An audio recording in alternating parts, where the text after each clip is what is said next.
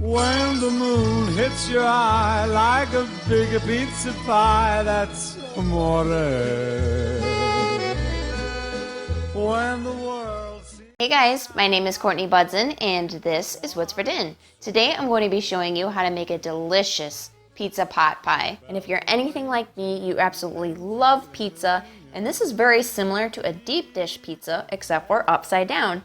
And if you wanted to serve it like I do by flipping it upside down, you have your own personal mini deep dish pizza that is just absolutely amazing. You have to try it because it is so easy.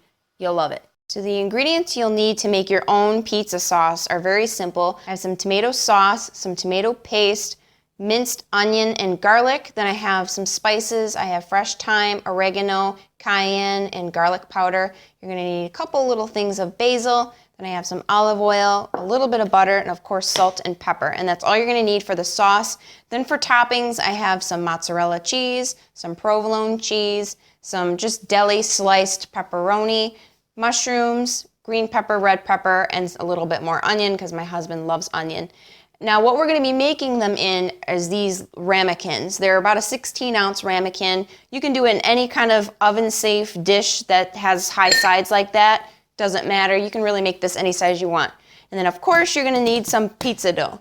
And I just made this homemade pizza dough, and if you wanna see how to do it, just check out my previous video. It is so easy, and this is my absolute favorite pizza dough recipe ever, and I've tried quite a few. So we're gonna be utilizing that. If not, just get store-bought. You can even get store-bought pizza sauce if you want to. Whatever you wanna do.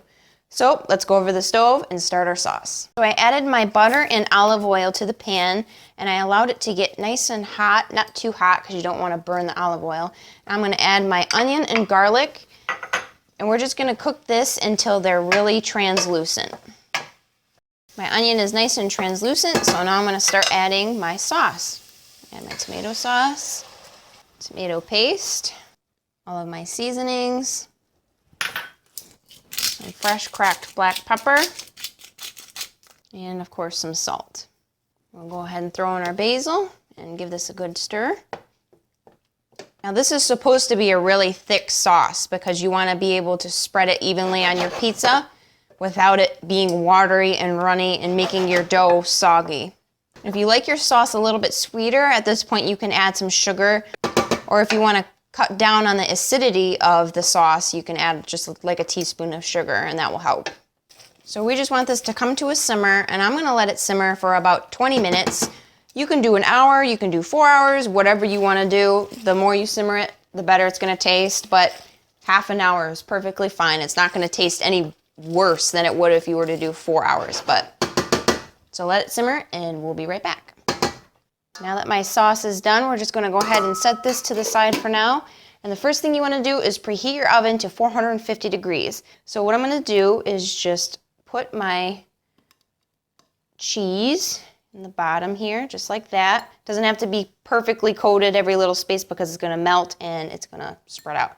So I have my mozzarella, then I just add my slice of provolone. Okay, and now we're gonna add a layer of pepperoni. Okay, and now I like to add my onion, my green pepper, red pepper. And my husband doesn't like mushrooms, so I'm just gonna add mushrooms to mine. Then I like to add another layer I should say, of cheese. Now I'm gonna add my pizza sauce right on top.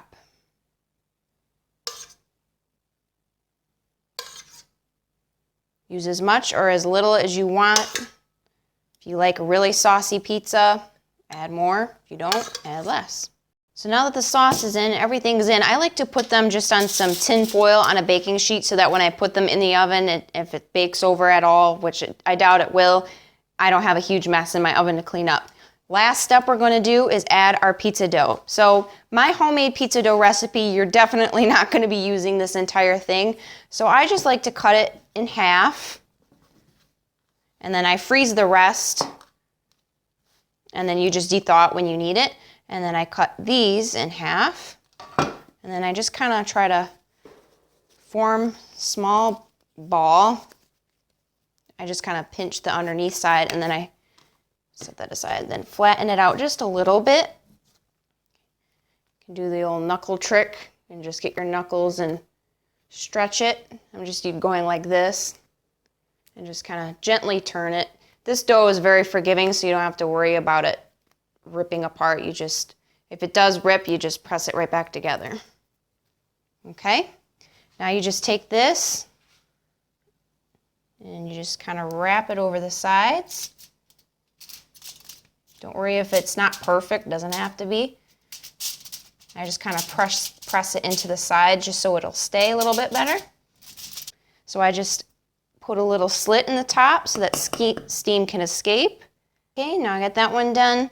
All I like to do, and this is optional, you don't have to, is I like to wipe the top of the crust with a little bit of an egg wash. So I just beat 1 egg and added just a little bit of water. That's all there is to it. So now we're going to put this in a 450-degree oven for about 15 to 30 minutes or until the top is nice and golden brown, and then let them cool for a little bit and then they're ready to serve. So I'll show you what that looks like when it's done. I just took my pizza pot pie out of the oven. It was only in there for about 15 minutes, so it depends on what kind of dough you're using, how crunchy you like it, how crispy, how soft. It's all up to you, how thick you made it. So just keep an eye on it until the top turns nice and brown. You can see how golden that turned. Ooh, it looks amazing.